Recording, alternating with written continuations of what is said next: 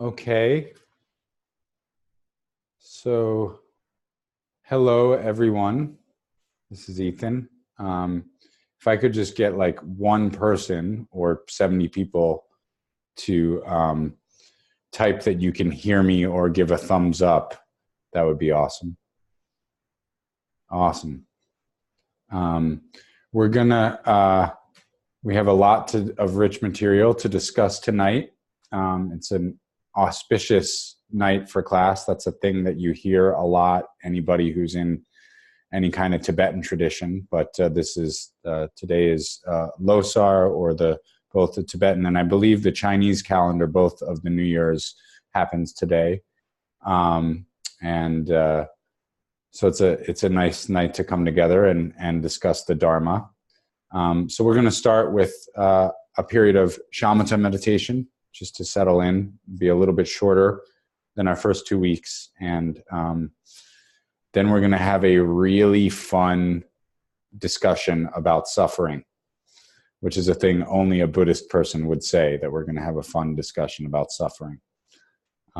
So let's get into our comfortable seated arrangement for these online meditations. I'll just give us each a few moments to find what our seat and gaze arrangement is feeling best.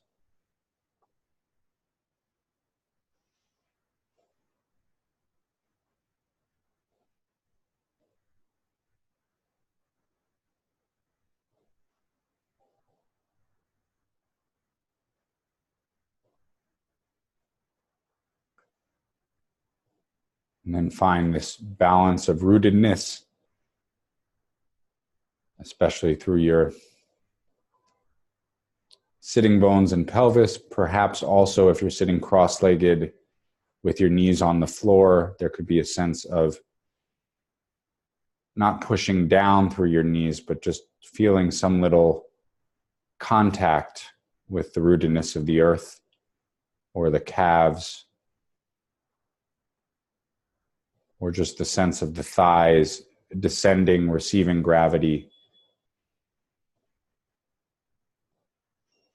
And then the length, especially through the spine, the central axis of the body, which can be a very relaxed length.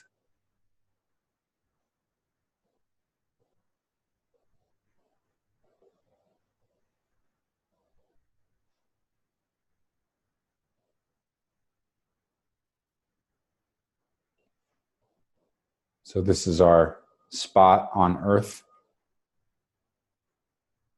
for today. And it might not feel as romantic as Siddhartha Gautama sitting under the Bodhi tree. But the Bodhi tree wasn't really that special of a tree. Just like our spot might not feel that special, but there's a sense of really claiming it and taking our seat.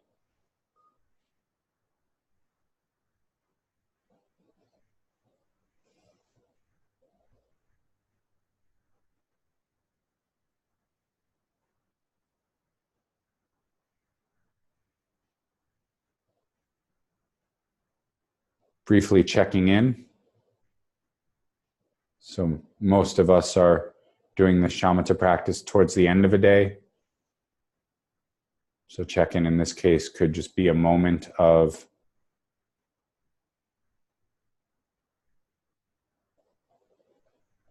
acknowledging the day that you've had. In sessions where you're practicing at the beginning of a day, it could be a moment of acknowledging the to-do list or the schedule or the fears or nerves about the day to come. But either way, just a few moments of acknowledging that we're coming from some place into our meditation session.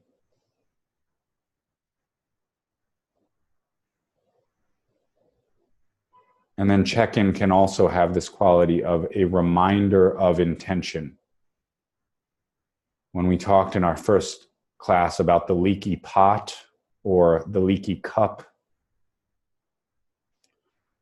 This isn't just about forgetting teachings. A lot of the times what we leak is what our intention is for our practice. We forget it.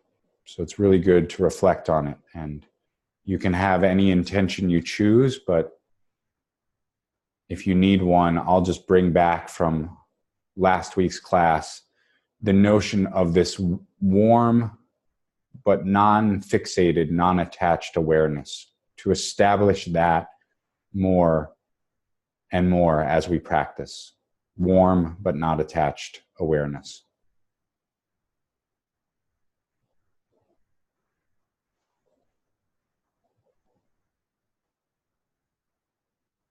And the gong will ring to invite us to begin working with the anchor of mindfulness of breath, easeful breath. When you feel ready to begin, you can start to feel that and find that.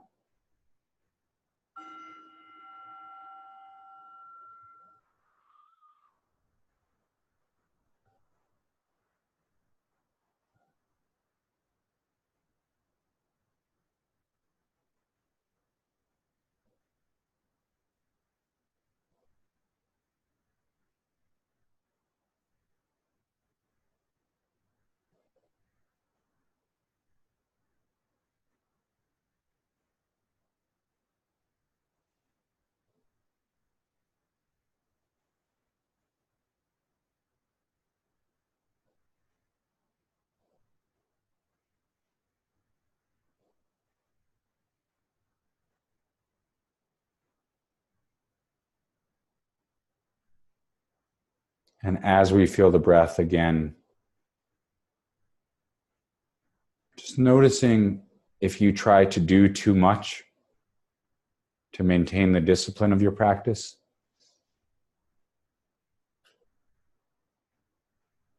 And the only thing to do is, if you notice you're lost, to gently note thinking, if that's helpful, and gently find the breath, which is always happening.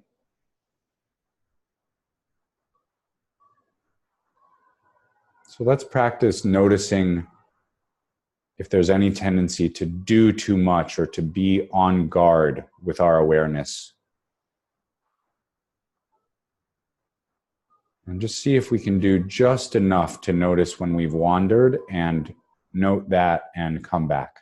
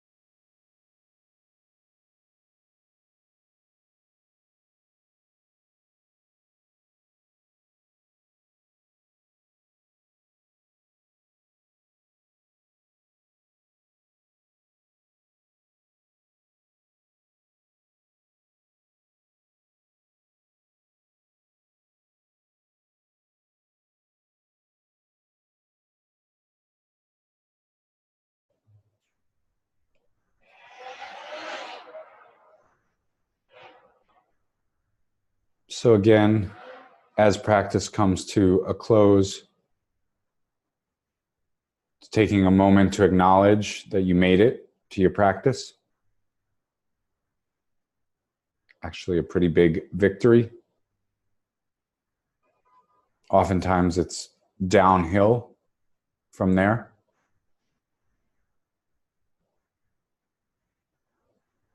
And the experience of practice comes and goes, progresses over long intervals of time.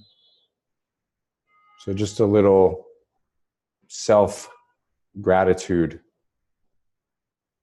as we close our opening shamatha session can be really helpful.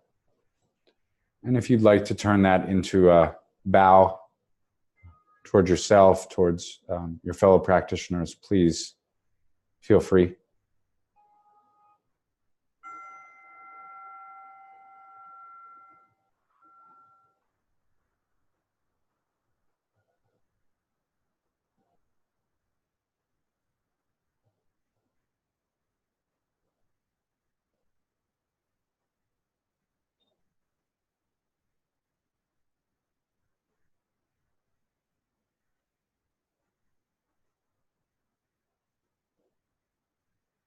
Okay.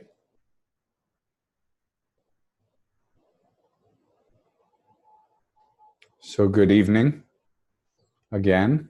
Good afternoon if you're on the West Coast.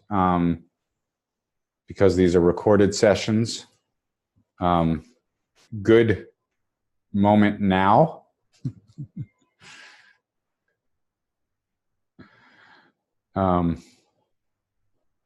I got for my podcast that I have online, my last episode, I got to interview a friend who's a stand-up comedian and also actor named Alice Wetterland. And she reminded me of the formula that comedy is tragedy plus time, whereas meditation practice is tragedy right now. That was the conclusion we came to, which brings us to tonight's topic, which is the Four Noble Truths.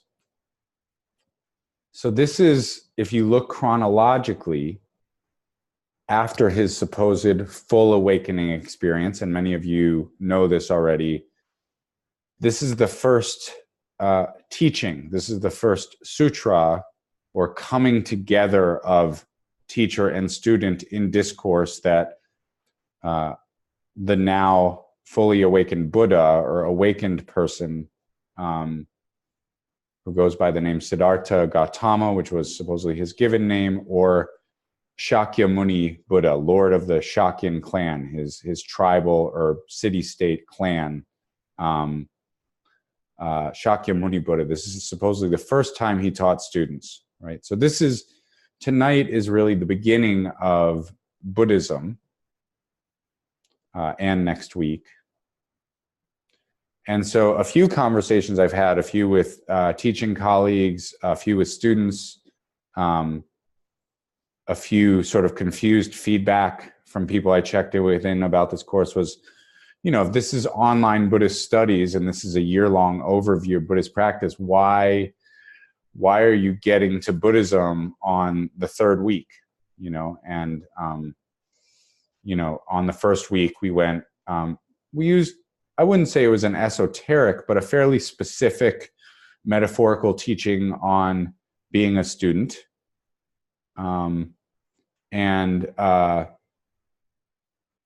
We then talked about this process that's in the Tibetan lineage specifically of the educational, the awakening process, hearing, contemplating, and meditating as a cycle of practice and study. And then the second week, we talked about mindfulness of emotions and the RAIN framework. And so it's interesting to start with that. And that was sort of an experimental choice that I made to really lay the ground of how we're entering this year together. And then to really look into emotions, because I just find that mindfulness of emotions feels like such a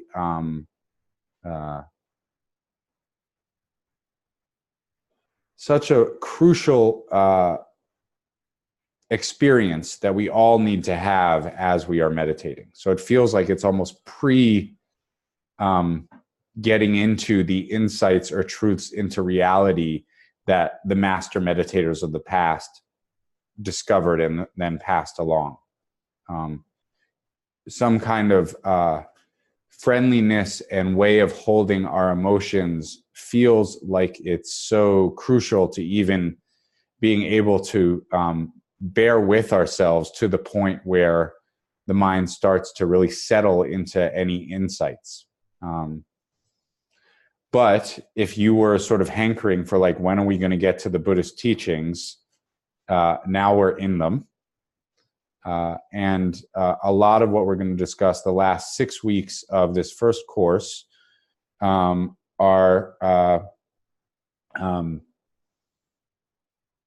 going to have to do with teachings that the Buddha gave and then were expanded later. So these are teachings in the earliest system of Buddhism, again, what are called the Pali Suttas or sutras, discourses, and dialogues. And this is the first one, right? So the teaching that the Buddha supposedly gave, which you can geek out and read in translation, there's several good translations from scholars of the Pali tradition. In Pali, it's called the Dhammacakkappavattana Sutta. I don't know if I'm pronouncing that right, but I also don't know if I'm pronouncing the English language correctly either. So you're just going to have to stick with me. And Dhamma means body of teachings here. Chakka means a wheel. Wheel is a very interesting metaphor. Again, it's a metaphor for a cycle of a learning experience. It was also this metaphor for what a ruler sort of held. It was like the scepter of a ruler in ancient India was holding the wheel. And so it's sort of describing the wheel of Dharma as what an awakened being holds. So it's kind of a spiritual scepter. And pavattana means setting in motion. So the discourse that sets in motion the teachings of awakening. Right? And context is also really important. I think, when we get into an understanding of what the truth of suffering really means, I always think it's important to know who was there. It's like in my tradition, a lot of times, because he seemed to be such an eccentric master with a fair amount of controversy as well. But Chogyam Trungpa Rinpoche, who wrote one of the books that is suggested reading for this course, sometimes in his books there's a question and answer section. I don't know if you've ever read any of his other books, but sometimes the Q&A will be there. And it feels like there's so much context left out, like who's asking this question, and does he already know the person, Chogyam Trungpa? Like, is that why he's responding in this really charming way, or is that why he's responding in this really cold and curt and brief way?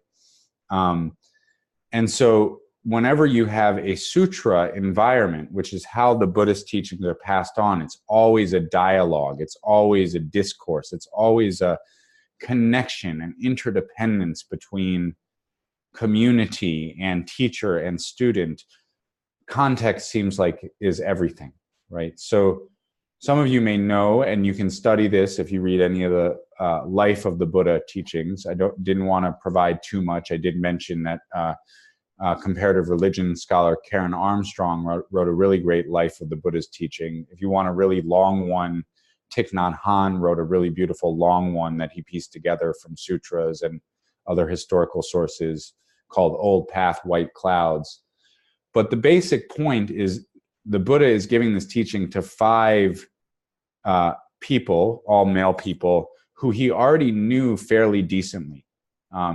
He had met them along his 6-year journey through different meditative and sort of spiritual practices of those who had gone forth, who had left the world behind.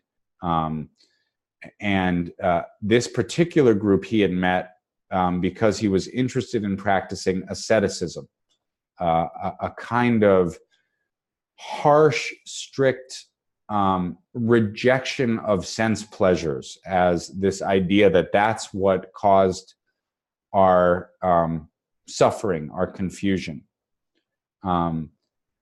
And he then came to the conclusion that their methodology was too intense for them, and he left them. He rejected their way, basically. And I don't know if he said goodbye. My sense, based on how he treated his wife and infant son, is he probably didn't say goodbye. The Buddha seemed to be the type of fellow who, again, if there were attachment theory, psychotherapists would call avoidant attachment. So I imagine he just left these guys and went off by himself. And now he's rediscovering them in the forest, and they're still practicing. They're really harsh, strict, they're emaciated, they're really struggling. And he comes back and he seems healthy, well-fed, well-nourished, and happy, maybe even glowing, right? So there's a lot of context. He's not necessarily giving this teaching to people he doesn't know, and therefore how he starts the teaching seems it seems important to know who these people were, right? Because a lot of times people want to take spiritual teachings or psychological teachings, or for that matter artistic teachings, or any teachings, and especially want to take the Buddhist teachings and say, what do the Buddhist teachings say? And I think it's really important to note that the Buddhist teachings say different things depending on who's asking, right? And different teachers will say different things. But at the same time, there's some context and body of teachings that transcends human experiences. So I think it's really important to note that the Buddha is saying that what's important for people like this, who are basically, in modern terms, these guys he's meeting, again, have such intense issues. I mean, you could say they have an eating disorder. You could say that they have just intense self-aggression, or they're self-berating all the time. And he decides to teach them what he calls the Four Noble Truths, right? So this is the really interesting thing, is that the first noble truth, depending on your perspective, it's either really dark or it's really obvious, right? And so I'm a real stickler on this point, because sometimes this teaching gets mistranslated, and I will argue with anybody who offers this translation as life is suffering. And what I would argue, and I'm willing to have this argument here too with this really smart and good group of students. It's not a problem to argue here, but I'll argue that's neither what the sutra says. He does not say the first noble truth is that life is suffering. And that cannot be the first noble truth. It cannot be what the Buddha meant. So I'm just going to leave that there. So now let's get into this word, suffering, dukkha. So in Sanskrit, you usually see this transliterated as D-U-H-K-H-A. And it's the opposite or the corollary of this other Sanskrit word, sukha, S-U-K-H-A. Sukha, like those of you who are familiar with yoga practice, sometimes sitting, cross-legged sitting posture, or one version of cross-legged sitting posture is called Sukhasana, and it's translated as easeful pose. Sukha literally has a sense of sweet. Sometimes sukha is translated even as bliss, blissful pose. I don't think anybody finds sitting cross-legged physically blissful, at least not when we're getting used to the practice. Or in my case, when you're starting to age with the practice. But sukha has a sense of ease, and dukkha has a sense of dis-ease, right? Dissatisfaction, struggle, right? It's really interesting to hear all the ways that this term is translated. My sense is that the translation into English, suffering, is coming from a more theistic or Christian understanding of that term. And so I do like, there's many different ways that this could be translated. I do like John Kabat-Zinn's secularized translation of this term of stress, as in mindfulness-based stress reduction. One thing I've heard, and I've heard this from multiple sources, and unless they got it from each other and shared each other's confusion like a game of telephone, I trust this, but I don't know how they knew this, that in the time of the Buddha, Iron Age, India and Asia, the term dukkha was colloquially used to refer to the axles, how the axle holes for the axle to fit through, for the wheels of a cart that you pulled around, how they were drilled. And if the holes were misaligned, or if different elements of any constructed device were misaligned so that the whole thing was functioning poorly, that was called dukkha. So there's a sense of misalignment, a misalignment that produces stress or dissatisfaction.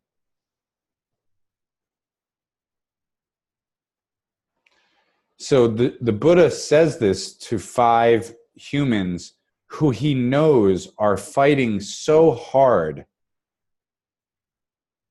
to figure something out because, and hurting themselves really, because he knows that they are suffering, they are struggling, they are dissatisfied. And so, as I said in the road home, I really imagine this First Noble Truth as just an invitation to like honesty about why we're all here. And one thing my father likes to say sometimes when he teaches is he finds that there's often a lot of embarrassment about our experience of the First Noble Truth. And so when people report like why they're meditating, why they're interested in Buddhism, etc., they often will report on their experience of the First Noble Truth, but in an indirect way. Like, I would just like to feel less stress, or I would just like to feel better, or I would just like to feel calmer. And all of these are ways of reporting like I'm struggling, or I'm feeling stress, or I feel misaligned. I feel like I'm fighting against my own mind, right?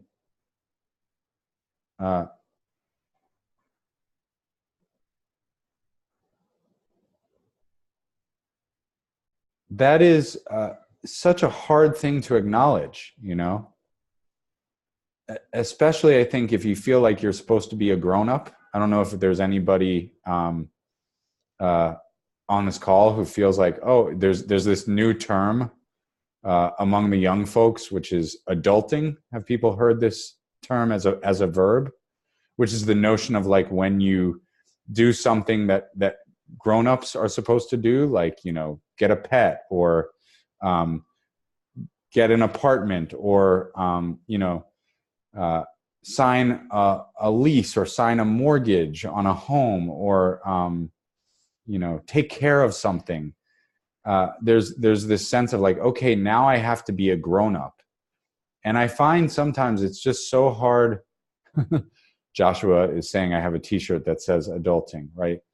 And I think the path of Dharma is kind of the ultimate adulting, you know, but it's also admitting that, like, you know, I just imagine, wouldn't that be great if these guys who are sitting in the forest, who have left their whole world behind because they're so struggling, could just say, you know, I don't think I've fully figured out how to be a person yet. And so I think the First Noble Truth is really the Buddha saying it's okay to just start with an acknowledgement that you're struggling, or that you know what dissatisfaction is, and you're there sometimes. That's part of your experience that you're trying to understand more about. And it's not saying that it's your fault, right? It's not saying I got myself into this mess.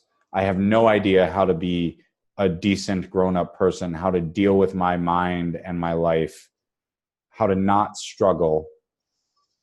It's just saying, let's acknowledge the truth of suffering. That's the First Noble Truth. It's actually not placing blame at all. It's just noting it as an experience that has to be met. And this is a really interesting conversation in modern Buddhism, because I think you could argue that the Buddha, and a lot of people do argue actually, that the Buddha was the world's first psychologist, the first sort of person who was looking deep into the mental experience.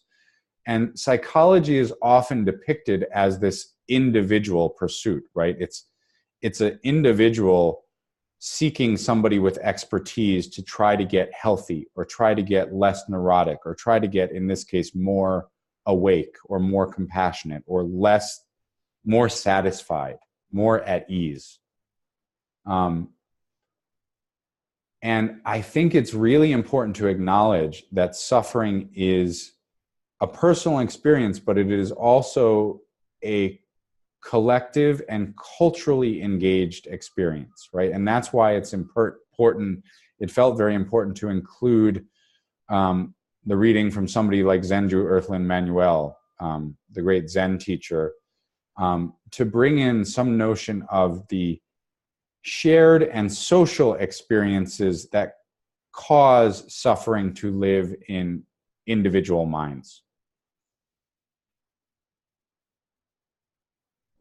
Because it's very clear that the Buddha was interested in starting with this notion of let's really be honest about our personal experience for a moment. Do you acknowledge this truth of suffering? And it's better that we have this experience than we don't. You know, it actually sets us ahead to be able to admit, I don't always know how to adult. Or even when I do, I think I'm faking it a lot of the time. And when I was a kid, I didn't always know how to kid. I'm struggling. That's part of my experience. And that's why I'm spending this 2-hour period, you know, trying to learn something, trying to awaken a little bit. That doesn't mean it's a personal experience. And that's why, as this course evolves, we are going to go into the interpersonal dynamics that influence suffering and the cessation of suffering. And we are going to try to go into the social and cultural dynamics. And anybody who says that the Buddha wasn't interested in these things is again, not understanding context. This is a person who was a social revolutionary who disobeyed the spiritual class system when he created his own Sangha and community. But also he's saying we are 5, 6 individuals in the forest. We are however many individuals we are in the Zoom forest right now. And we've all tried all different things, including the meditation version of beating ourselves up, right? And we've tried all different things, and we're still a little bit confused. We still have a struggle. We still experience dukkha. And let's let that loving acknowledgement be the beginning of the path. And so it sets a real sense of honoring one's personal experience while also honoring a shared experience. And also honoring that everybody's personal experience of suffering is going to be different and unique. But it is supposedly, and this is where, you know, the physicists are looking for the unifying theory. This is supposedly the unifying theory of being a sentient being in any possible way that a being could become a conscious being, is that they experience suffering and they experience the potential for suffering to cease.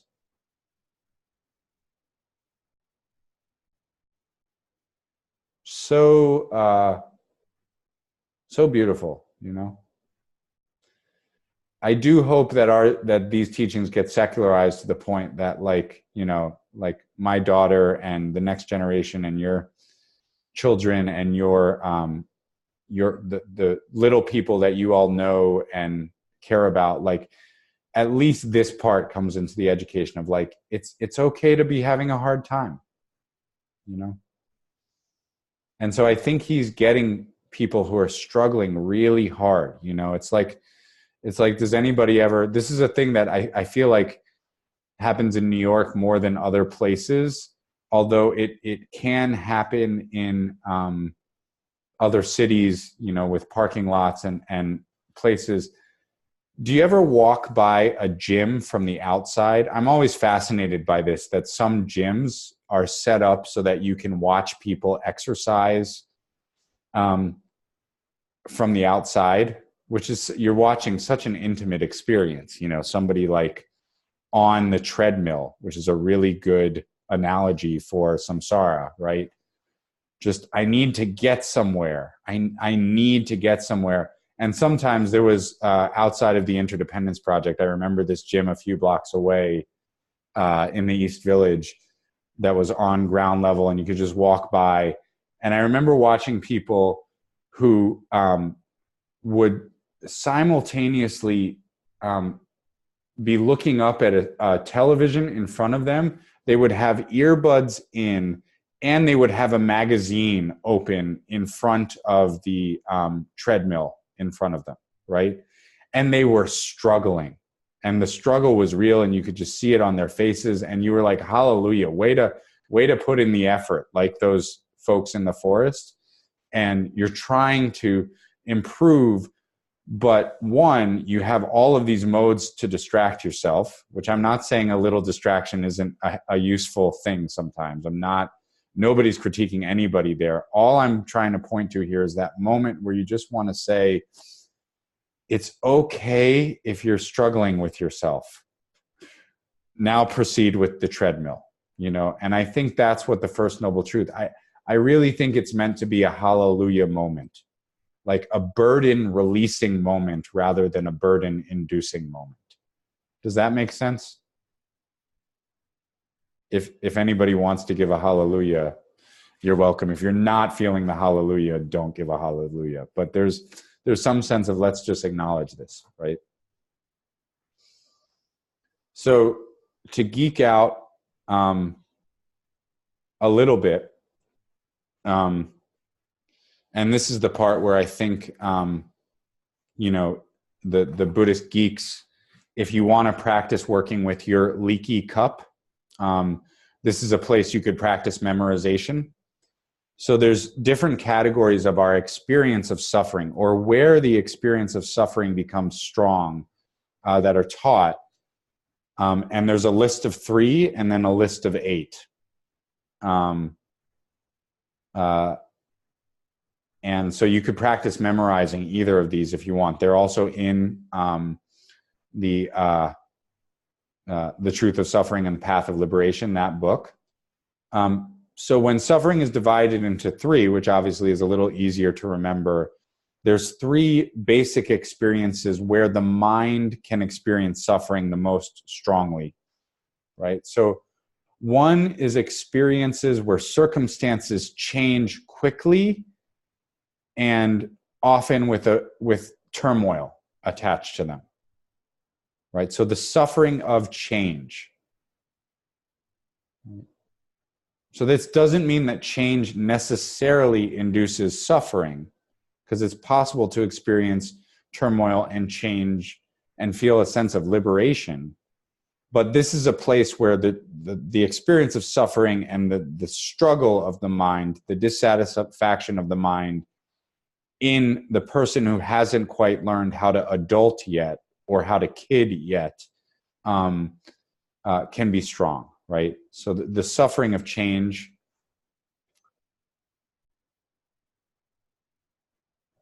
The second is the suffering of suffering, which feels very redundant.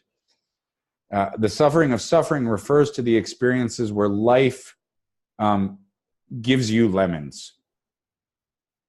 It gives you just directly painful moments where the mind has to work with that feeling of, ugh, you know? A lot of people have reported recently to me like feelings in different areas of, ugh, you know? For some of us, the State of the Union tonight, and I'm not talking about Stacey Abrams' address, which I'm looking forward to. I'm talking, some people are saying like, that's just going to be a ugh moment. Like, do we have to do this? Right? So the suffering of suffering has that quality of like, I didn't want this. And the mind is like up against it, right? And then there's a third type of suffering, which is considered the subtlest. And it's considered kind of the deepest layer of our suffering. The sort of the one that's the subtlest that we might not notice. It's not as acute as the other experiences. This is called, sometimes translated as all pervasive suffering. Chogyam Trungpa refers to this, I think, with a sense of humor. I think his sense of humor is sometimes so dry that you can't quite note it. He referred to it as general misery. But this is the suffering of what's called all-pervasive suffering, the suffering of trying to hold together that which is meant to fall apart. And this is often oriented towards the suffering that comes from this basic sense of, I need to be a certain way, and I need to hold my identity strongly, and there's no way to be a solid self. And we just keep fighting. I need to be this this me, and it's just not the nature of reality. So the deepest layer of how we try to hold together that which is inherently fluid, you know, like we're trying to sew with water. I'm trying to like knit fabric with water, and it's just not the nature of the material. So all pervasive suffering. And then there's a list of 8.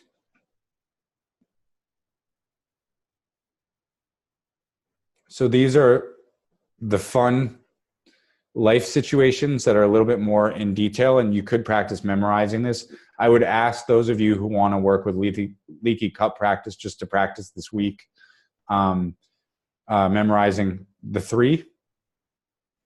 But if you want to work with memorizing the 8, and these come from different lists, and there's slightly different versions of these lists, so you may have read a different version. But the suffering of birth, which doesn't just mean the moment you're born as an infant, but I imagine that is a tremendous experience of suffering that we don't remember. Like, what the hell is happening? Like, it is the worst eviction from an apartment ever to be born, right? The suffering of aging, right, which is a transitional process where there's a new phase of life that we're not equipped for. Obviously, this can be getting older, and I think that was obviously the Buddha's first teaching. That's the other thing I think about the context of these teachings, is the lifespan was way, way shorter, right? So aging, a lot of people died in their 20s or 30s, right? So aging probably meant like, I'm 25 now, I'm getting close to the end. The suffering of illness and the suffering of dying. So those are the first four.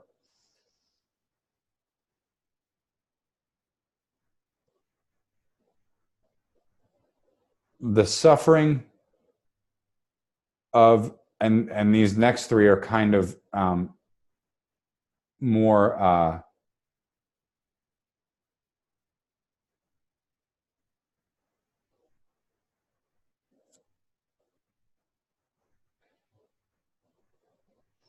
moments that occur in any part of our life. So the suffering of encountering what is unpleasant, right? The next time you smell something awful, notice if it's just pain or if there's a real sense of struggle, right? This shouldn't be happening. This awful smell dissatisfies me. The unpleasant creates or triggers suffering. The suffering of the loss of a pleasant experience.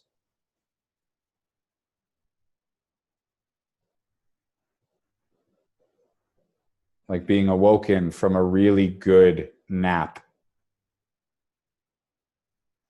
by an animal licking your face when you were just hitting that deep phase of sleep, right? And no matter how much you like the animal, that's not pleasant. And there can be a moment of stuck, caught there. The suffering, the seventh kind, is the suffering of, it's translated as not getting what you want, which means that you aspire towards something and it never comes to fruition.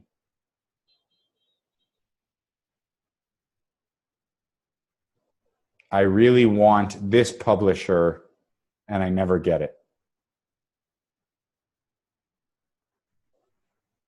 Speaking from the writer's Four Noble Truths. And then the eighth, which is related to that third category of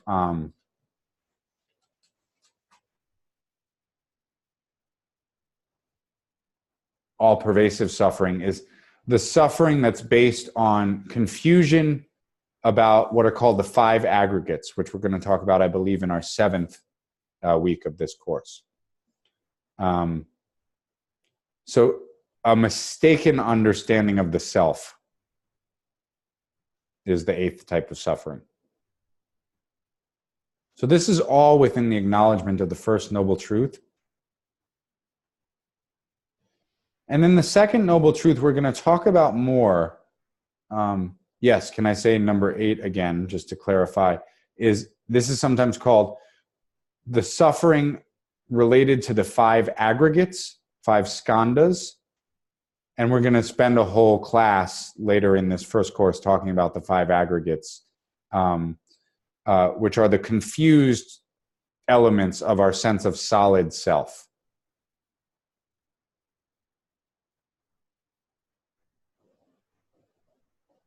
The piles of water that we keep trying to make into rock so that we feel safe, basically. But we'll get there. So these are listed in different terms in Chogyam Trungpa's work, The Truth of Suffering. So I want to just briefly move through the second and third Noble Truths, because we're going to spend a lot more time on these. And especially when we talk about the teachings on karma and the 12 nidanas, we're going to get at the second Noble Truth a little bit more clearly. I think, oddly enough, the teachings on karma clarify the meaning of the second Noble Truth. And the second Noble Truth, and this is where I love the Four Noble Truths, because it moves into like almost a doctor's prescription or a kind of thesis statement that you can extrapolate other paths from. So you have this problem, this experience that we need to be honest about to enter the path. And then you have a statement about what is the root cause of that problem, right? Now, there's all sorts of root causes of our problem, different things that we learned, different confusing ways of being in the world, different harmful strategies, etc. But at the root of all of it, the second Noble Truth, the cause of suffering, is what he says in the sutta is the Pali word tanha, which in Sanskrit is the word Trishna. I'm just going to spell this, tanha, T-A-N-H-A. Oops.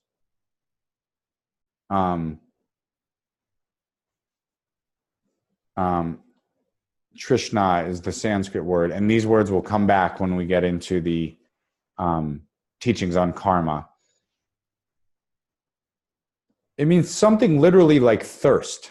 And this word is often translated as craving, but it has a sense of more fixated craving.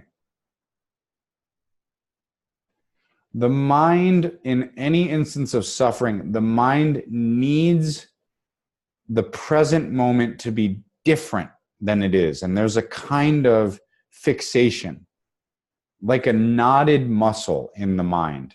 That's the only way I can really think to describe it, since I've had various knotted muscles in the year 2019 so far. So that's very much on my mind. And it's like the mind gets a fixated, this should be different. And that's what creates this extra layer of struggle. This extra layer of struggle.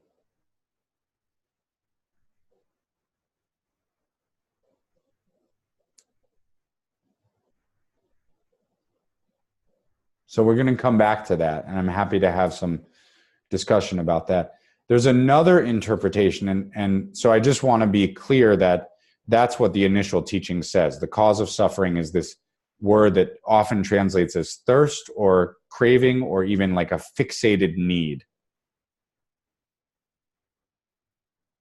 Often you will hear, so the second Noble Truth, just because I haven't been clear, it seems, is the cause of suffering, the truth of suffering's cause. And the word that the Buddha uses is tanha, T-A-N-H-A, craving, thirst, fixated need for things to be different.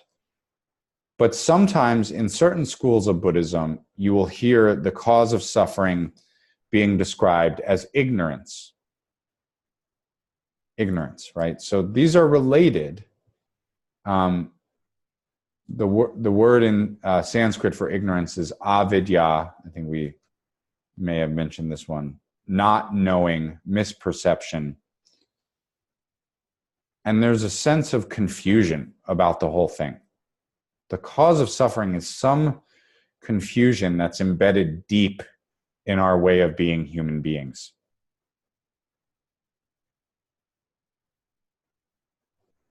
Now, when we get to the teachings on karma, I think we're going to have a sort of framework understanding about why it could be interpreted that either of these is the cause of suffering. But to be really clear, to go back to sort of the tradition, what the teachings say is that the cause of suffering is tanha.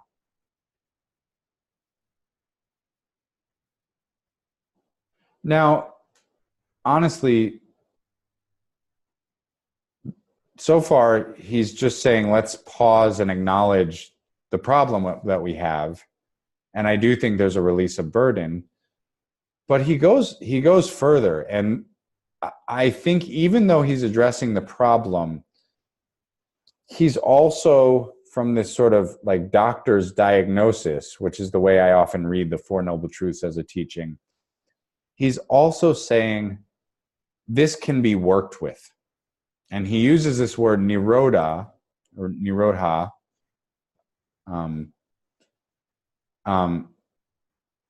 which literally means cessation. Right? So this is, again, why I would argue with anybody that the first noble truth cannot be life is suffering.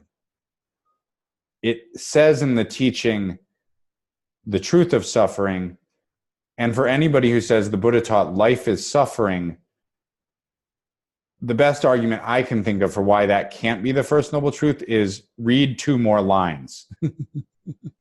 He clearly says 2 lines later, 2 truths later, suffering can cease in life. The Buddha is claiming to be a being, which we should be cautious about this, and he tells us to be cautious, who is still alive in a human body and is not struggling in this way anymore, right? He's saying, for me, suffering has ceased. And he's alive. So the first noble truth cannot be life is suffering.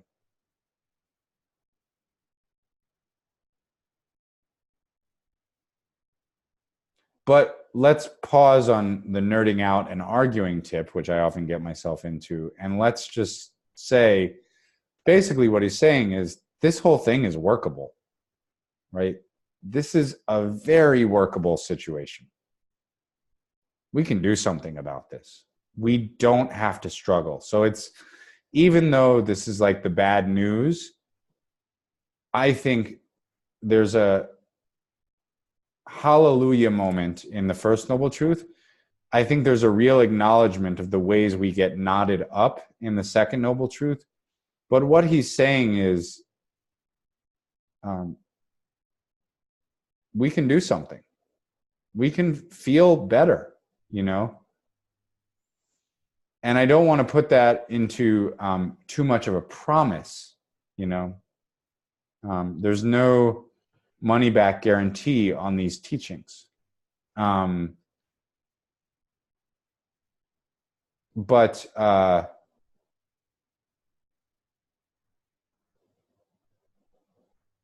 there is some sense of real optimism that I think it's good to actually say is workable here. Progress can be made, and sometimes people take this third noble truth and go a little too far out, like I need to completely cease suffering.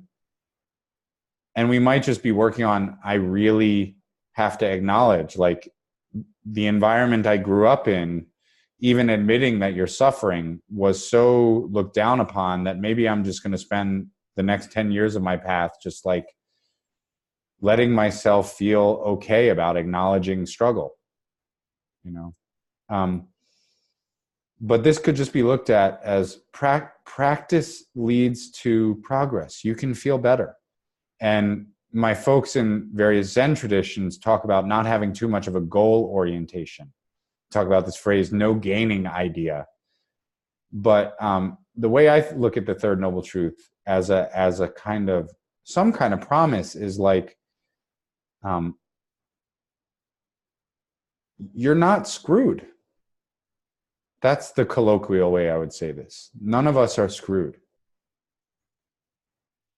And then the fourth noble truth goes into laying out a framework for the areas of training that the Buddha thought were crucial for both an individual and a community to begin to look at in order to take on a path. And these areas of training should repeat themselves in some way, even though they can look very, very different for any Buddhist practitioner. There's some version of the structure here. And we're going to spend next week, because it's such a deep body of teachings, on the fourth noble truth. So the third noble truth, again, is the cessation of suffering and the possibility of the cessation of suffering, which also could just mean suffering is workable. You're not screwed. But the truth of cessation suffering is the way I believe it's translated in the first sutta. The sutta where he sets in motion the basic framework for this body of teachings. So that's all I have to say in terms of my talking at you all. You can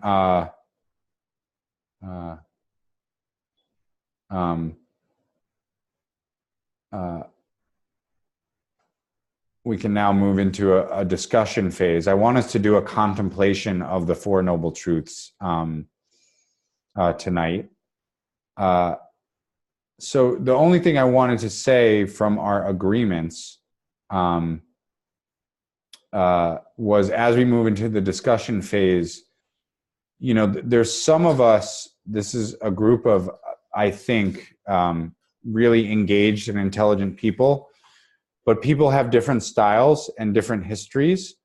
And some of us tend to be really engaged students just because of our personal history, or because we were taught, because of our location in the world, that to be really vocal in learning environments was the way to be. And some of us either have a tendency to be more reserved, or maybe feel more hesitation because of our social or educational history. So I just want to remind us of this framework, which has the simple mantra, step up, step back. And this framework has a sense of, obviously we have two layers of stepping up. We have the chat box, and then if somebody wants to grab the mic, so to speak. But if you're somebody who notices about yourself, wow, I tend to step up a lot, and that's great, you may want to practice evening that out by stepping back a little bit and leaving space for somebody else to step up. So just bringing in awareness in our Tuesday and Saturday discussion spaces of a tendency to participate a lot or a little, and to either be brave and step up, or to be kind and leave space for others. So I want to first invite anybody who hasn't in any of our group sessions yet, grab the mic or grab the chat box. So if you are feeling like, okay, this is my opportunity to step up and no big deal in doing so, and you haven't spoken yet, I wanted to provide that space first before we get into questions or discussions from people who have spoken. Yes, and Meredith is reminding us there are no bad questions. All questions are basically good.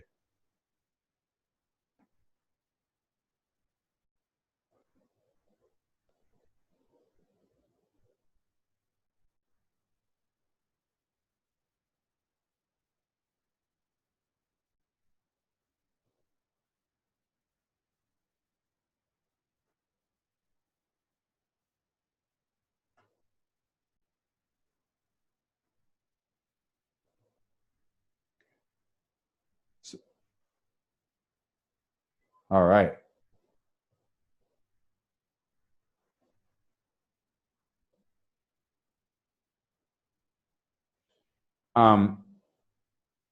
So I'll take these in order from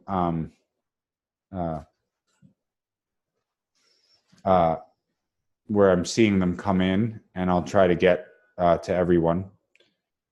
So from Sarah, I've actually been having a really nihilistic reaction to the Four Noble Truths. I don't know if that's been anyone else's experience, and I think it's always nice to raise our hands a little bit if somebody, you have been having an experience that someone else has been having, because I think a lot of times we feel like I'm the only one having this particular difficult experience around these teachings or around my practice.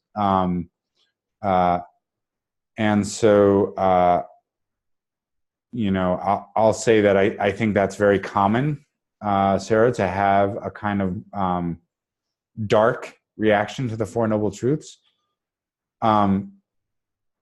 So then the second part of your question, and maybe I'll ask you to clarify either in the chat box or on the microphone, is on a practical level, what's the point of trying really hard for something? So I don't know where your use of the phrase "trying really hard for something" is coming from. If you're talking about just the general effort it takes to be part of a path, and that means trying really hard, and I understand that. I don't think that this is a path of trying really hard. I agree that there's different versions of trying really hard. And sometimes that approach might really come in handy. But I think there's an important lesson in who the Buddha is giving this first teaching to, which is that he's giving it to this group of folks who were trying really hard to go down a spiritual path to the point where they were causing suffering to themselves. So for me, it's not what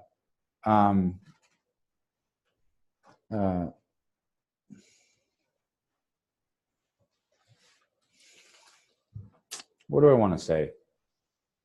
It's not about trying hard. And I think most people that we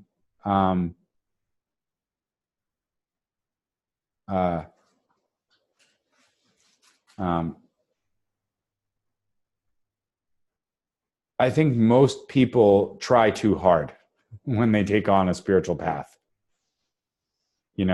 because I think a lot of people feel like ill-equipped to deal with our own mind. And we often feel like, now I have to play catch up. Now I am a grown-up, and I nobody ever taught me how to be one. And now I have to try really hard to be an awake grown-up because time is short and I feel ill-equipped. And I don't think this path is about trying hard. I think this path is about consistently coming back. And I think the path, which we'll talk about a lot next week, is really about creating a container for ourselves. Creating a container for ourselves where we feel supported in making our practice increasingly consistent. And the more consistent it becomes for me, yes, sometimes I feel like I'm trying too hard. Sometimes I feel like I'm not trying hard enough. But the more we can relax into it. And so the other part of your question, Sarah, that I'm reading now is that there's this sense of when you try too hard for a specific outcome, which is part of what he's saying is one of the types of suffering, is we set an aspiration, and you're talking about getting a job that you wanted for 2 years and having it not be quite what you wanted. There's this sense of we try really hard. We have this clear sense of it has to be like this. And then we don't get what we want, right? So that's the other piece is we all have this vision in our head about what awakening is going to be, or what when I really fulfill my potential, what that's going to look like.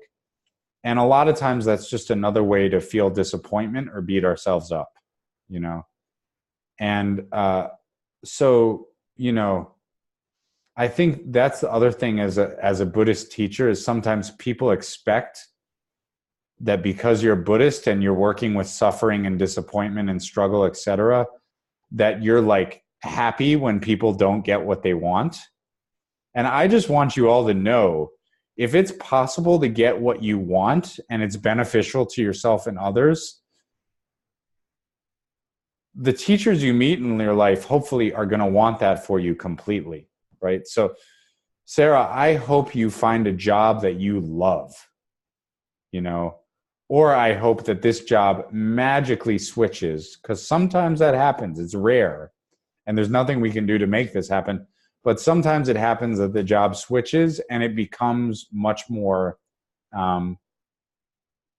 happy, much more joyful. And so if you all can get what you want, I wish that for you. But obviously, in the words of the Rolling Stones, Dharma masters, you can't always get what you want. So these teachings arise, right? And we have to work with, if we get the job we want, then we don't get the relationship we wanted. And if we get the relationship that we wanted, then somebody gets ill. And if nobody gets ill, then we don't get the president that we wanted. And if we get the president that we wanted, then we don't get the spiritual teacher that we wanted, right? So something's going to go wrong, and just acknowledging that it's okay to have that experience and not quite know how to deal with it is just a great acknowledgement. And yes, I think a lot of Buddhism and a lot of adulting, awakened adulting, is about managing expectations or working with expectations.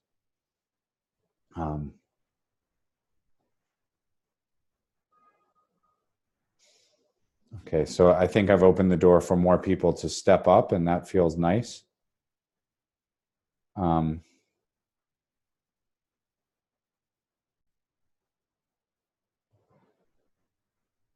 Yeah, I think it's really important to, Karen is saying this, to not view the First Noble Truth as a placement of blame.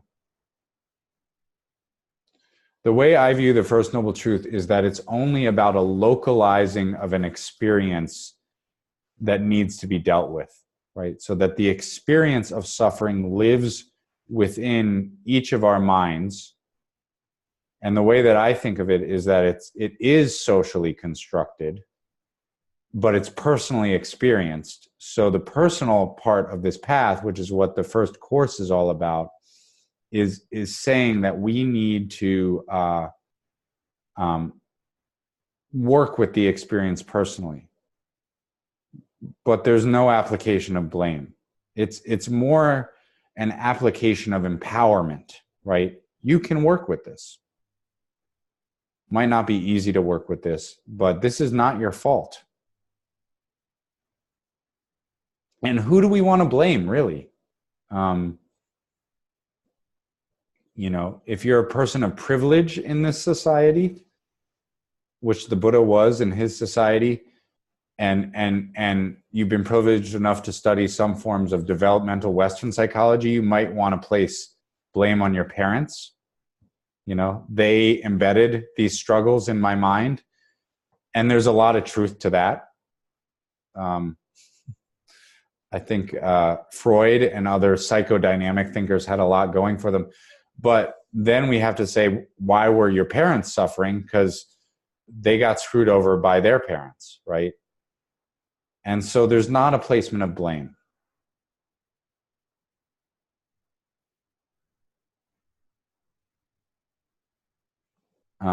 So I want to just look for other questions in this chat box. Yeah, this feels important to explain the suffering of suffering again.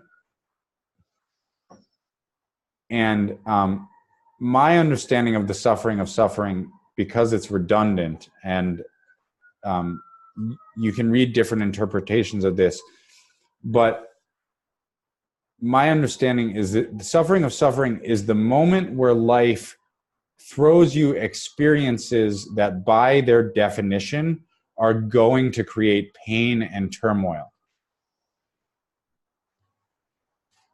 And perhaps this is a good place to define the difference between pain and suffering.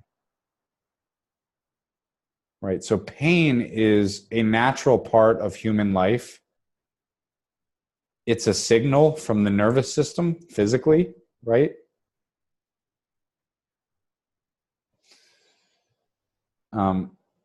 Human beings who can't experience pain properly often suffer more physically right? That's an actual way of being in the world. And so it's actually a good thing to be able to experience pain because it actually helps us moderate our experience and navigate what's safe, what's not safe, what's potentially damaging, etc. But suffering is a kind of second layer avoidance of painful situation. It's a lack of acknowledging that pain is part of the human experience. And so the way I think of suffering is it's these moments that by their definition, they are naturally painful, but the mind forgets that they're supposed to be happening, or that they're just part of the picture of being human. And therefore there's this extra layer of suffering added on to a moment that's already naturally painful. So that's my interpretation of the suffering of suffering.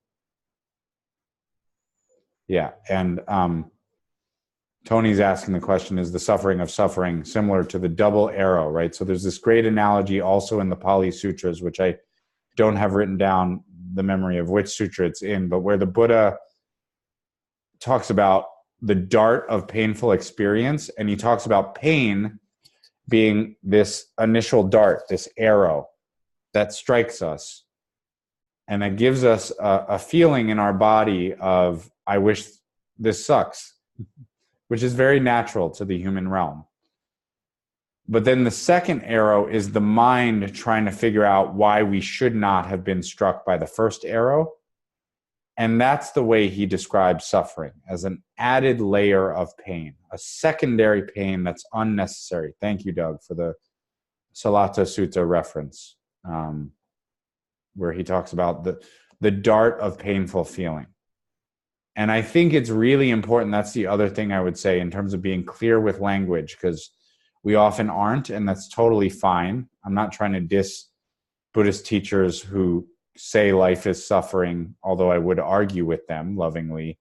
And I'm not trying to diss teachers who just sort of interchangeably use pain and suffering, but I do think it's important in English to distinguish those two terms, pain from suffering. Right? It said the Buddha, well after his enlightenment, died of a stomach malady that was intensely painful.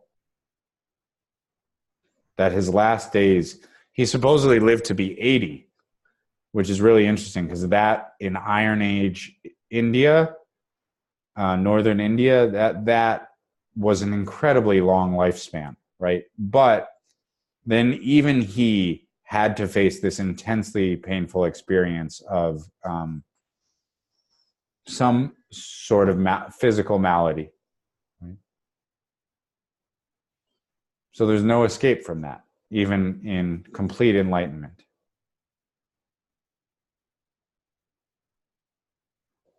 Right.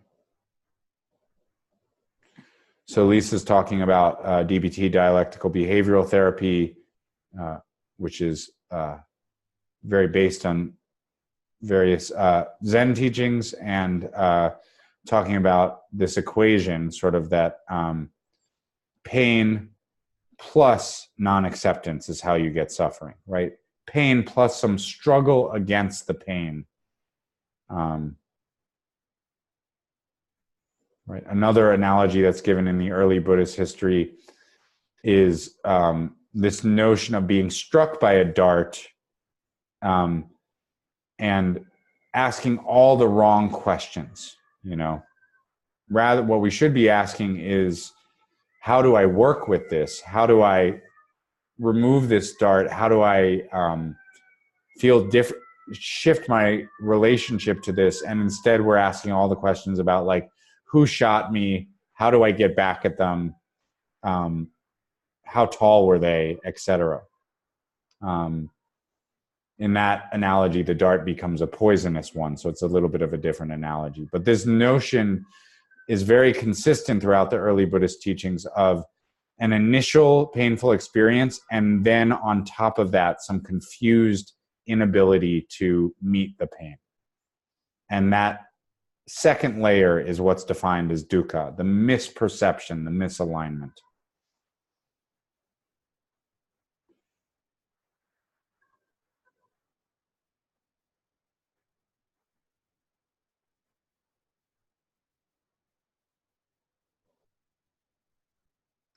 So the question about the relationship between karma and the second noble truth, we're going to go pretty deep into karma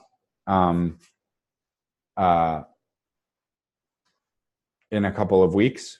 So I think we'll save the discussion of karma, if that's okay.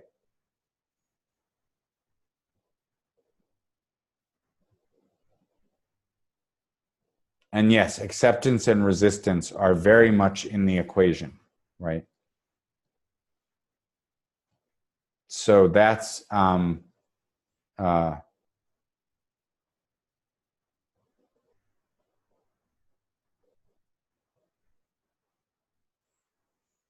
another reason that we started with rain last week, is that sort of understanding how much we struggle with our emotions, I thought would be a good lead into using this more historical and conceptual framework of the Four Noble Truths, right? We can see it right there that there's some craving for this not to be happening, right? I wish this emotion were not happening. And that's a good way to really explore the truth of suffering in relationship to our experience of our own emotions is really powerful. And that's the other thing. Being struck by an emotion is sort of like being hit by a dart, even the positive emotions, love is painful.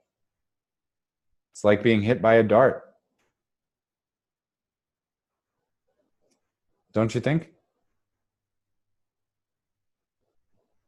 Love hurts, as they say.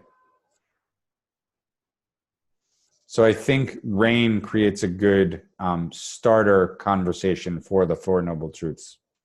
It's almost like working with the truth of suffering and the cause of suffering in action. Somebody said love is more like being hit by a bus. I don't know. I've never been hit by a bus. I do remember that when I was studying the Dhammacakkappavattana Sutta for the first time in college, I was in college, and I went from sort of geeking out studying this, which wasn't any of my courses. I was just sort of like studying Buddhism was what I did while suffering in college, studying other things. And I remember going from geeking out reading the Dhammacakkappavattana Sutta to going to a gathering at some friend's house or dorm room, and their gathering had a very slightly macho vibe, maybe I would say. And a group was in one of the rooms was playing darts, and one person put his hand on the dartboard and dared a friend who I think had been drinking what is not the elixir of life, called a Natty Light. If you're familiar with that substance, it's a beer that I believe New England colleges preferenced, and had been drinking Natty Light and decided to throw a few darts at my friend and or his friend's hand, and one of the darts hit him in the finger. And I just remember that moment where the dart stuck in his finger for a moment and eventually fell out. Eventually fell out. In that case, the cause of pain and suffering was just stupidity, right? Neuroscientists say that the male brain doesn't finish forming fully until their mid-20s, which explains a lot. And but I remember sometimes we have auspicious coincidence, and I remember that happening very soon after reading this sutta, and I can't remember if I had been introduced to the two arrows, the two darts analogy yet, but it definitely seemed to have something to do with the truth of dukkha in a privileged masculine person's embodiment of that. So yeah, that's my little doorway into a moment of my past. Sorry if that's sharing too much. So maybe time for, if there is one more question from somebody who hasn't stepped up yet in these exchanges, I would love to offer space for that. And if not, we're going to do a little contemplation of the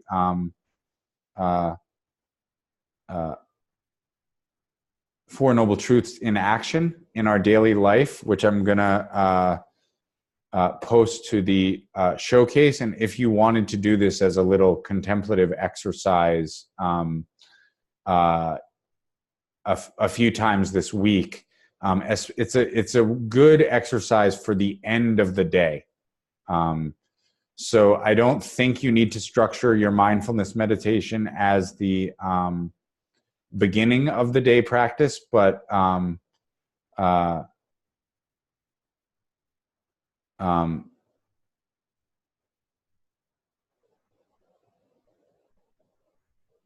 if you did and you wanted to do this contemplation that we're going to move into of the Four Noble Truths as your end of the day practice, because it has a reflection on the day component built into it, I think what we're going to do could be a good end of the day meditation for 10 or 15 minutes. So Katie's asking, what's up with the 12 permutations of the Four Noble Truths in the Wheel Turning Sutra? So that's, I think I'm going to leave that. There's all of these lists and categories. And a lot of this comes from, I'm not going to go into an explanation, one, because I don't have an explanation on hand right now, but also sometimes the Buddha really goes into really listing in detail teachings to like exceedingly grocery list levels of categories. And it's hammering it home, but it's also looking at the different phases where one might recognize or work with the Four Noble Truths. So I'm going to revisit that a little bit, but I think it's also a way for him to really try to get his students, because nothing was written down, to memorize the teachings and then to really reflect on them as a contemplative process in action. So it's hammering it home, but it's also asking them to go through this exceedingly cycled reflective process of looking into these teachings. So I think sometimes you will come across lists that make a lot of sense. Sometimes you'll come across lists that make partial sense. And sometimes you'll come across lists studying the classic Buddhist teachings that you're just like, this is too much. And it's okay to not to have a like my cup runneth over approach sometimes, like this is too much for right now. So just because of time and energy, I think we'll leave that alone for right now, if that's okay. And also because I want to get to this contemplation.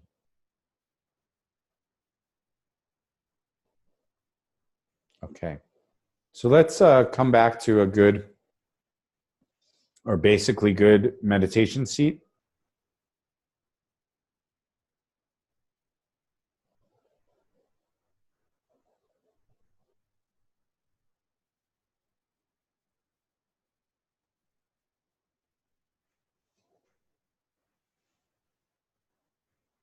Find your seat.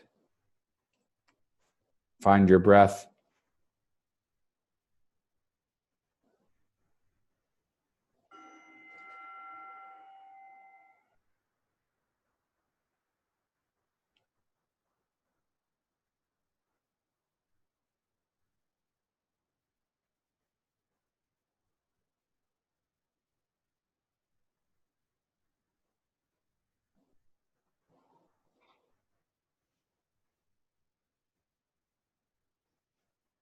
And so in contemplative meditation, we're directing our mind towards a particular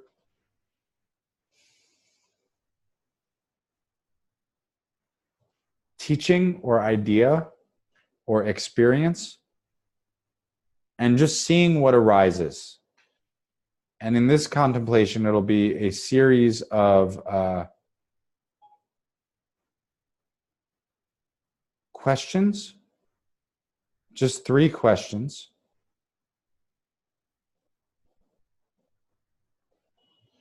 But these questions sort of allow us to reflect in a brief way on the Four Noble Truths.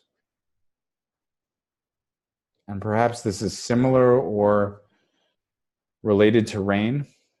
It's in that same ballpark.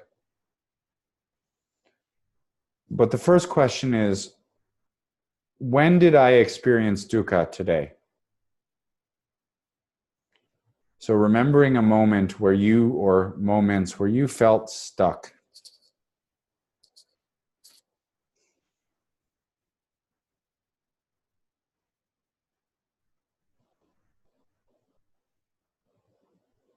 When did I experience dukkha today?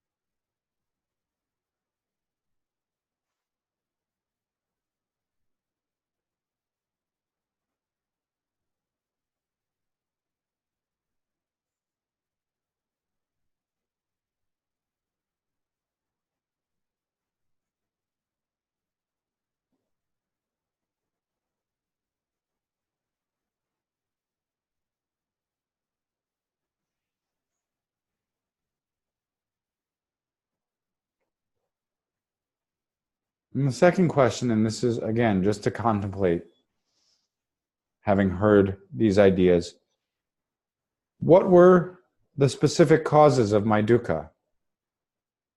So perhaps you think of a klesha or that stuck emotional response,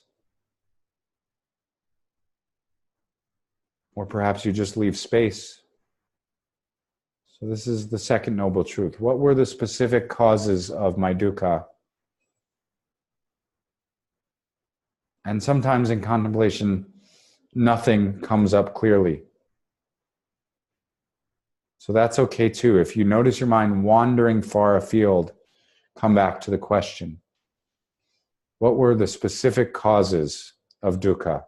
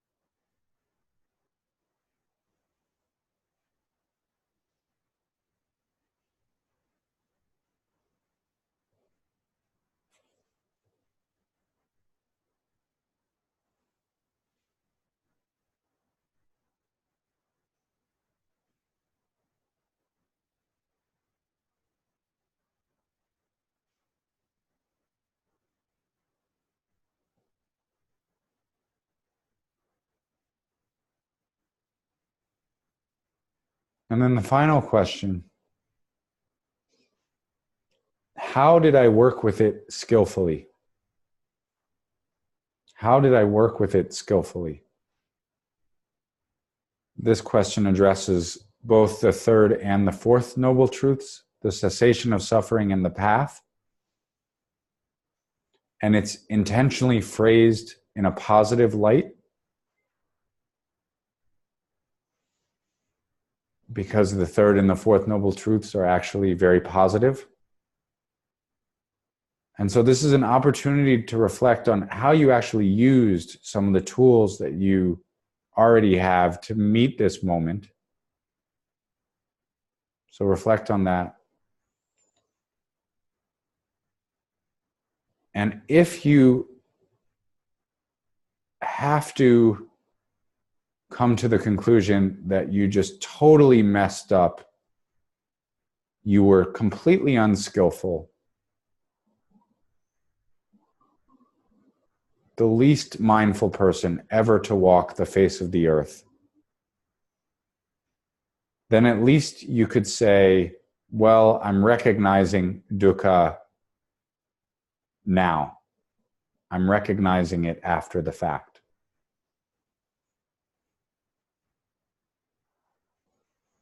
So it still could have a positive feel to it. But the question is, how did I work with it skillfully? And I'd like you to reflect on that for a few moments.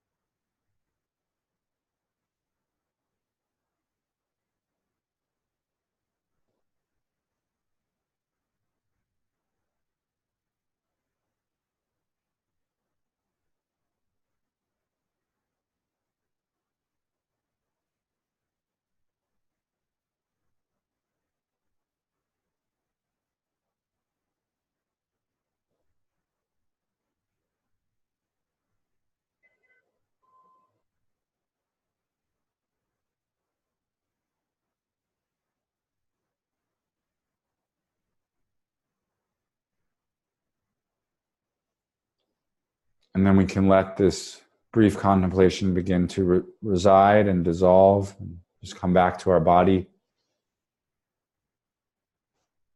If there were any intense feelings of self-judgment or strong emotions that came up in this exercise, we can just take a few deep breaths.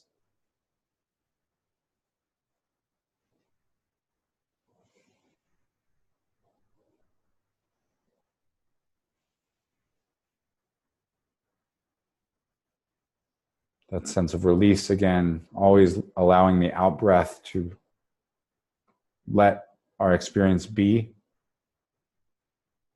Remind our nervous system to just allow.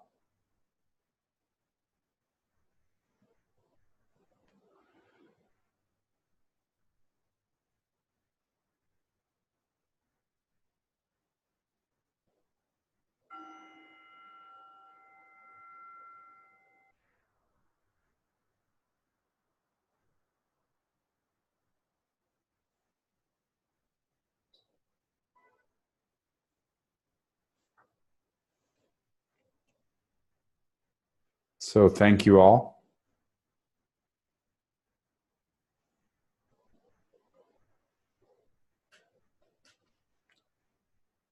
Thank you. So we could have another few minutes of discussion. I find that a really simple, really helpful day's end reflection of the Four Noble Truths in action. So we'll post those questions, but it's a really simple contemplation. When did I experience dukkha today? And perhaps the thought comes up like, wait, is this dukkha? Is this not dukkha? Is this the first dart? Is this the second dart? Now I'm just thinking about cheap beer because Ethan told that stupid story. You know, if you're confused about was this dukkha, I would just say like assume that it was, right? If your mind is remembering it, there's probably a moment there that wants to be reflected upon. And we can't always see dukkha in the moment, right? So reflection after the fact, contemplation is such an important part of the path. And then the second question is, what were its specific causes? And then the third question, how did I work with it skillfully?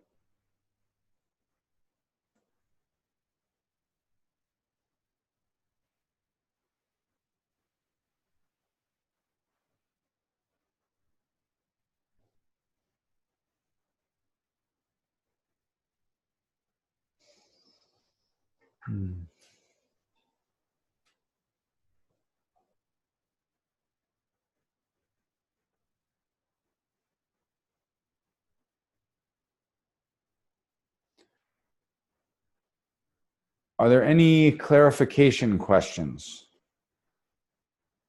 before just say a last few details, and then we have this new little addition to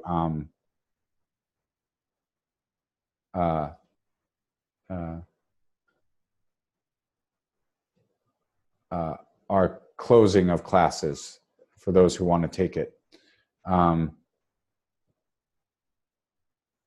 Yeah, so Dan's asking for an example of dukkha and its specific cause. You know, so an example of dukkha is any moment where you felt not only pain, but like a stuck reactivity, right? Like perhaps that klesha moment where you're just like, oh, that person said that thing to me and it insulted me and I was hurt by it and I was stuck there for a little while. And then the specific cause, the reason I asked that question is because there's this general cause of suffering, these two versions of the cause of suffering, the second noble truth, either craving or a fixated thirst, or ignorance or misperception.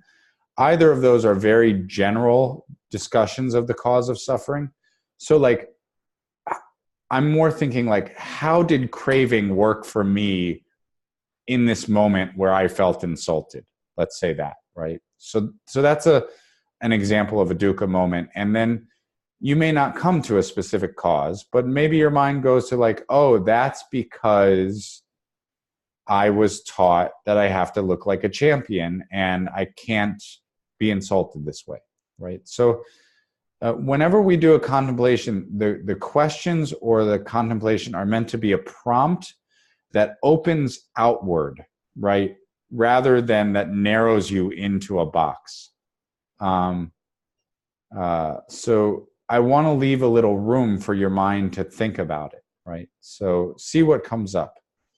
And then the other question, because it's coming from a few people, the significance of Losar, which is today, the day of this class, and a lot of folks are absent today from our year-long group, and you know, for those who are listening to this afterwards, this is February 5th, which is in the Tibetan system is the new year. So I'll just share a little bit about what I know, since everybody's going to listen to this at some point soon.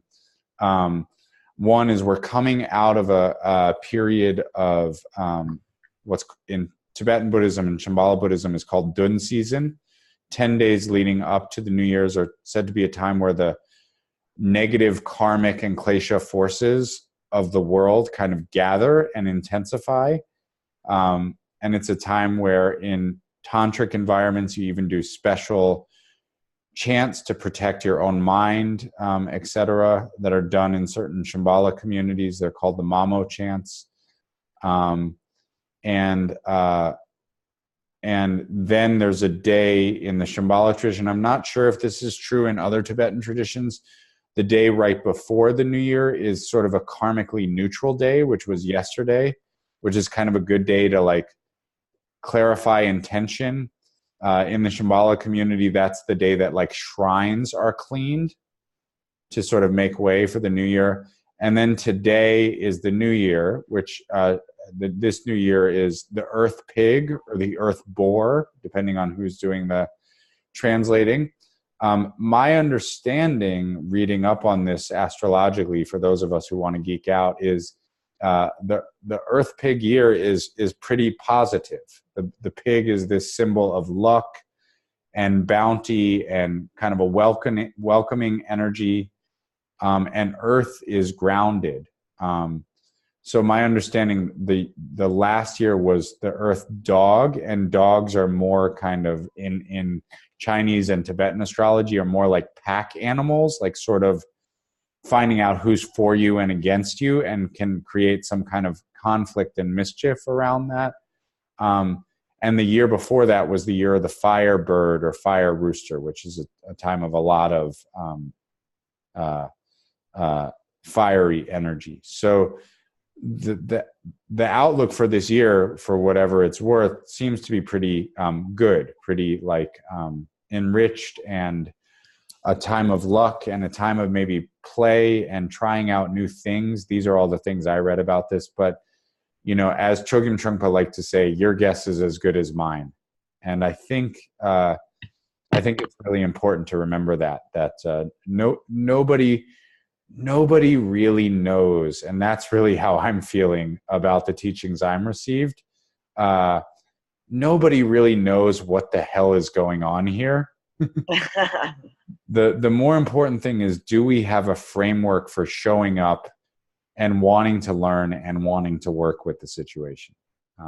And that to me is really what these teachings are about. And that's the wisdom of them, is it gives us a good framework to try to figure out things that we don't know, which is a lot of what being an awakened adult is like. So I think I'll leave it there for tonight. Now that we're getting into classic Buddhist teachings, I think a lot of these conversations are going to unfold each sort of turning of the wheel. Like the karma conversation will overlap with the Four Noble Truths conversation. The ethics conversation will overlap with the conversation on the part of the Eightfold Path that's about ethics. The conversation about the conversation about self and non-self will overlap with the conversation on the truth of suffering. So we're going to have these conversations more and more times. So hang in there, and hang in there with your practice if you feel overwhelmed. I really want this course. We really want this course to feel like a meal that you can serve yourself and take some of, or take all of, but at least show up to each meal a little bit, that's part of the Sangha component. And I know sometimes we have to miss live Sangha, and that's totally fine, but to come back around for those of us who are in the live course and say, okay, I'm gonna just touch in with the material, touch in with my practice, etc. And that being said, I want to just share a document which maybe we will get into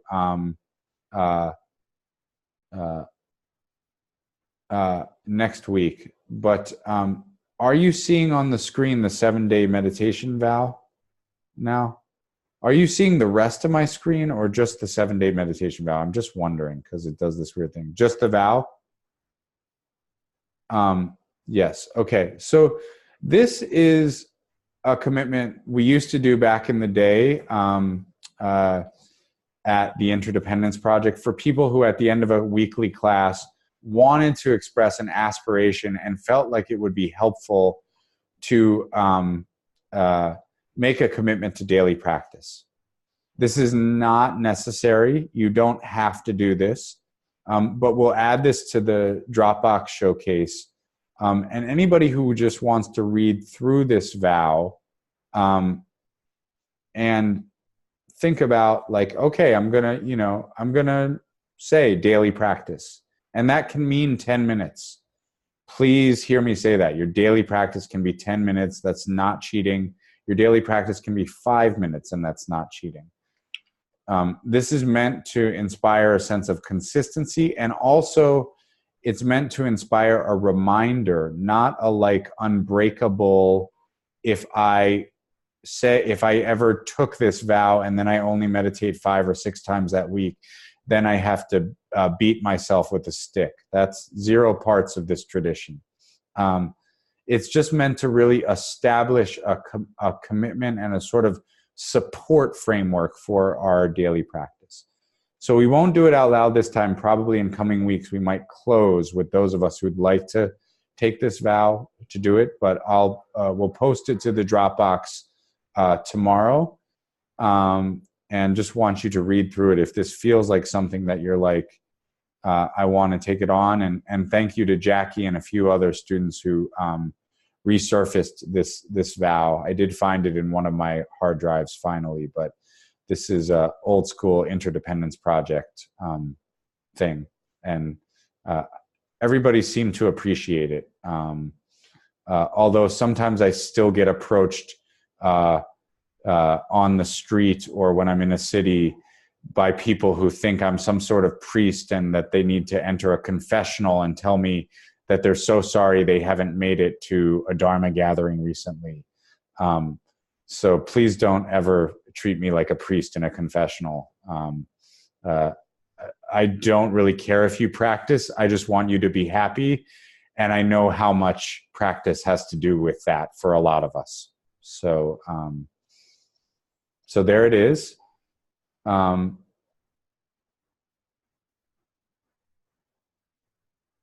And maybe we can just acknowledge our practice.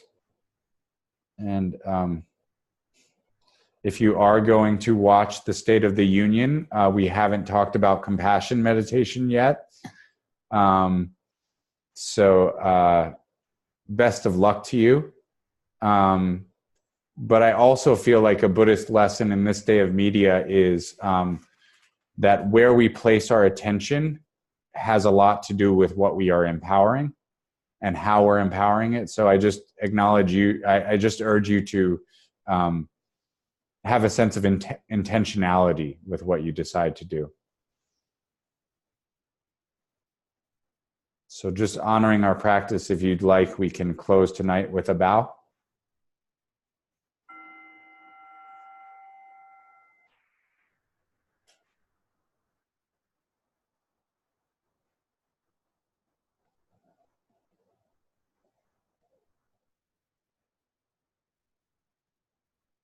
Okay. See you soon.